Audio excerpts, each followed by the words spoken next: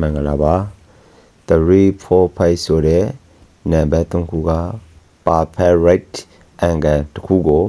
ဖန်တီးနိုင်တယ်ဆိုတာကိုသင်သိပါသလား construction worker တွေနဲ့ engineer တွေဟာ calculator မလို့ပဲ90 degree angle တောင်တစ်ခုကိုဘယ်လိုလုပ်တယ်ဆိုတာကိုဒီဗီဒီယိုမှာရှင်းပြပေးသွားမှာပါ right triangle ဆိုတာက90 degree angle ပါတဲ့ triangle ဖြစ်ပါတယ် right triangle မှာ special root တစ်ခုရှိပါတယ်အဲ့ဒီ root ကတော့ a square plus b square equal to c square ဒီဟာကို Pythagorean theorem လို့လည်းခေါ်ပါတယ် a size 1 b size 2 c longest size hypotenuse တောင်းမှခံတော့ဖြစ်ပါတယ်အခုဒီ formula တွေကိုကျွန်တော်တို့ကင်္ဂရန်တွေကိုအစွမ်းတန်ကြွအောင်အဲ့ဒီခေတ်မှာတော့ကျွန်တော်တို့က3နဲ့4ကိုထည့်ကြည့်ကြမယ်ဒါဆိုရင်3 square equal to 9 4 square equal to 16ဒါဆိုရင်သူတို့နှစ်ခုပေါင်းလိုက်ရင်9 plus 16 equal to 35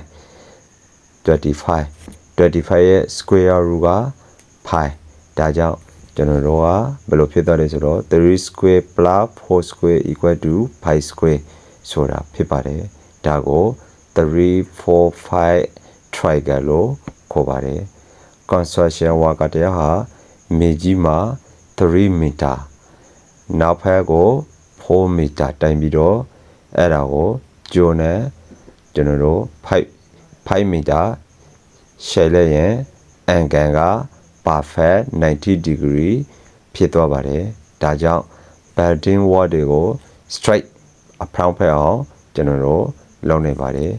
ဒီ rule ဟာ345ပဲမဟုတ်ပါဘူးနောက်ထပ်6